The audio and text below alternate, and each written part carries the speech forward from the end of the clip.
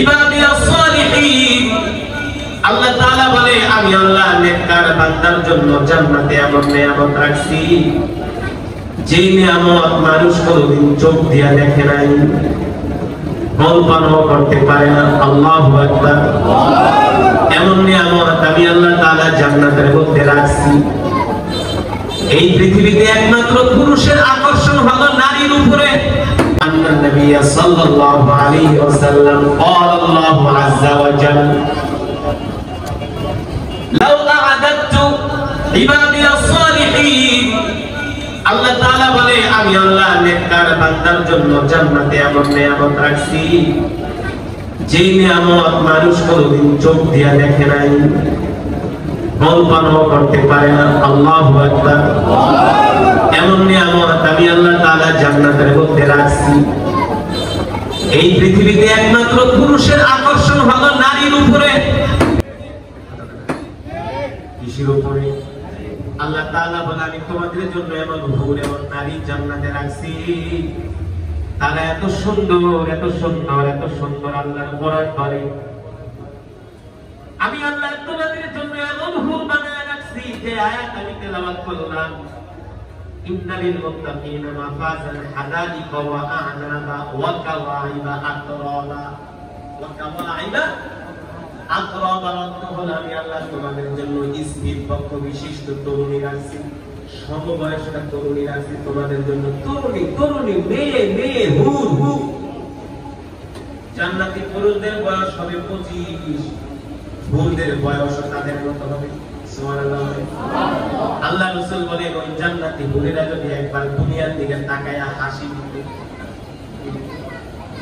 এই কি দিত? এই বাতেন না যুবক, ভালো করে শুনে রাখ, সারাদিন মেয়ের পিছনে ঘুরোস, শুনে রাখ, এমন হুর আল্লাহ দিবে।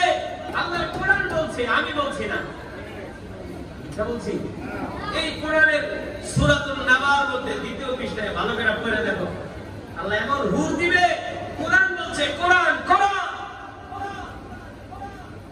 নাফরমানেরা দুনিয়ার নারীর পিছনে ঘুরে জিন্দেগিটা নষ্ট করে দাও, নামাজ পড়ো না, রোজা রাখো না, বউকে দাড়ি কেটে হবে, বউকে হাফ প্যান্ট করে বউকে চিপা প্যান্ট করে রাস্তা দিয়ে আটকা করে।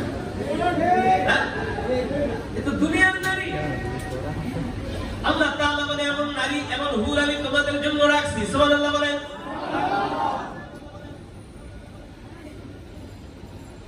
ওই হুর যদি দুনিয়ার দিকে তাকায় একটা হাসি মারত, আল্লাহ রাসূল বলেন হুরের দাঁতের আলোকে সারা পৃথিবী আলোকিত হয়ে যেত। সারা পৃথিবী আলোকিত হয়ে যেত, আলোকিত। হাদিস শরীফে আসছে হুরদের শরীর হবে তুলতুলে নরম। কেমন নরম? দিনের দিল ভাঙলে কুসুম যেমন নরম, হুরদের শরীর হবে এমন নরম। তোমার সারাদিন খাইবা গাঞ্জা, বিড়ির ভিতরে গাঞ্জা ঢুকে খাইবা, চায়ের দোকানে বসে খালি রংসা খাইবার, বাংলা সিনেমা দেখবার, গল্প করবা। তোমার দূরের কথা ফেরেশতারা তোমার পাশা দিয়া রং ঢুকাইব। ঠিক কিনা বলেন? যদি ওই হুর পাইতে চাও, আযান শোনার সাথে সাথে মসজিদে আসো, তাকবীরুল্লাহর সাথে নামাজ পড়ো, মাথায় টুপি দাও, মুখে দাড়ি রাখো, পকেটে মেসওয়াক রাখো, হাতে তসবিহ রাখো, খাড়ায় খাড়ায় পেশাব করো না, কুত্তার মতো মুতো না, মানুষের মতো প্রস্রাব করো। ঠিক কিনা বলেন?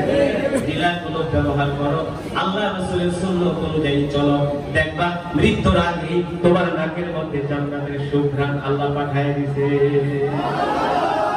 আমাদের জান্নাতে আমরা যেতে চাই, আল্লাহ কবুল করুন বলি আমিন। জান্নাতে যেতে চান তো? আল্লাহু আকবার। আল্লাহ আমাদের কবুল করেন, আমাদেরকে জান্নাতি হিসাবে কবুল করেন। সুতরাং জান্নাতে যেতে হবে, নামাজ পড়তে হবে, সালাত আদায় করতে হবে, আল্লাহর হুকুম মানতে হবে। ঠিক কিনা বলেন? 5 ওয়াক্ত নামাজ পড়বেন, আমার জন্য দোয়া করবেন, আমি আপনাদের জন্য দোয়া করব। দোয়া করবেন তো আমার জন্য? হবে তো? আমার জন্য আপনারা দোয়া করবেন, আমি আপনাদের জন্য দোয়া করব। এই মাদ্রাসার উদ্যোগে মাহফিল মদিনাতুল উলুম মহিলা মাদ্রাসা না, এই মাদ্রাসাকে আল্লাহ তাআলা দ্বীনের খাঁটি মার্কাত হিসেবে কবুল করুন। মাদ্রাসার যত অভাব আছে আল্লাহ দূর করে দিন।